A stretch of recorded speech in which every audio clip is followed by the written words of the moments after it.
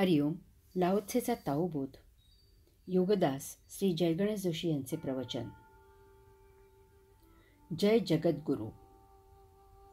Laozi सांगतो की जो आपल्या शिक्षकांचा आदर करत नाही, की कधी अभ्यासात लक्ष घालत नाही, तो बहकलेला आहे, जरी तो शिकू शकला असता तरीही.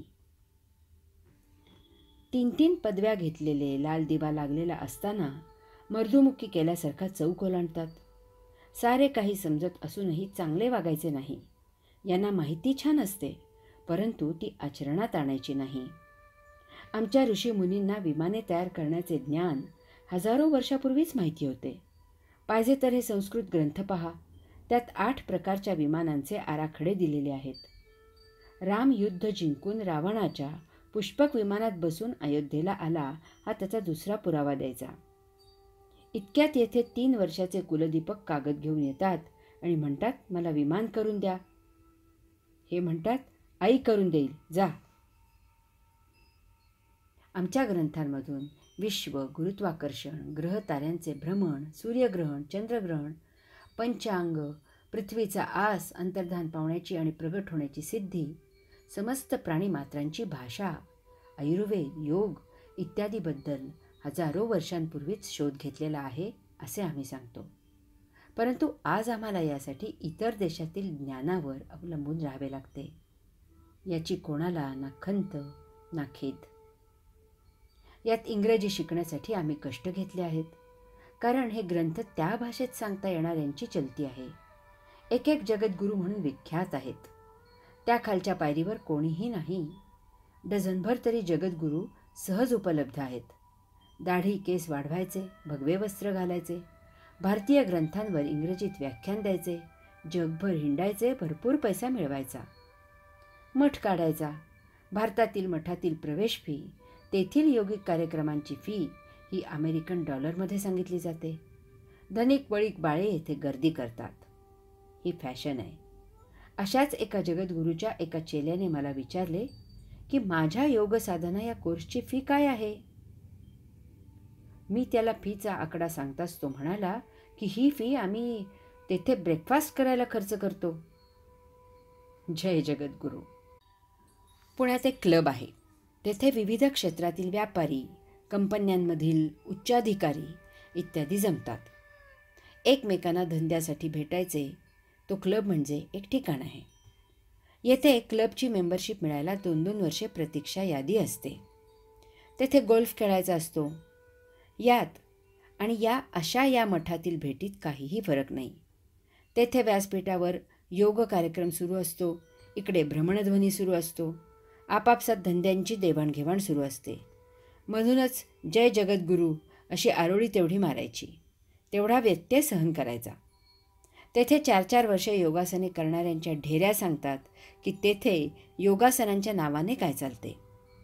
तेथे 4-4 वर्षे योग प्रवचने ऐकणाऱ्यांच्या व्यवहारावरून समजते की त्यांनी ती प्रवचने किती पचवली आहेत. जय जगद्गुरू. गूढ रहस्य. लाओत्सेने 53 आणि 54व्या ओवीत सांगितले आहे की हे एक गूढ रहस्य आहे. निर्लेप दर्शन हे एक गूढ रहस्य आहे. धावपटू पदचिन्ह सोडत नाही. तो पळतो, परंतु त्याची पाऊले उमटत नाहीत. परमात्म्याची उपासना दाखवता येत नाही, परंतु ती केली की निश्चितपणे त्याच्या चरणी रुजू होते. वक्ता वाद होईल असा मुद्दा मांडत नाही. उपासनेची चर्चा करणे असंभव आहे, अशक्य आहे. त्यामधून साक्षात्काराचे सृजन होते. आकडेमोड करताना बोटे मोडायची आवश्यकता नाही. प्रज्ञा एक एक पायरी ओलांडून उत्तर शोधत नाही. तेथे सरळ शेवटचे उत्तर योगापुढे हजर होते. येथे दरवाजाला कडी कोयंड्यांची गरज नसते. एकदा का अंतःकरणातील परमात्मा जाणला की तो तेथे शेवटपर्यंत साक्षात्कारित राहतो. दोरीचा उपयोग न करता गाठ घट्ट बांधता येते, कारण या गाठी ध्यान समाधीमधून पक्क्या बांधल्या जातात. योगी सर्वांना सामावून घेतात. त्यांच्यासाठी सर्व काही उपयोगी आहे. येथे परमात्म्यामधून सर्व निर्मिती झालेली आहे. त्यामुळे येथील प्रत्येक गोष्टीत तो आहे. त्याचा कण अन कण प्रसाद आहे. सज्जन आणि दुर्जन एकमेकांसाठी शिक्षक आहेत.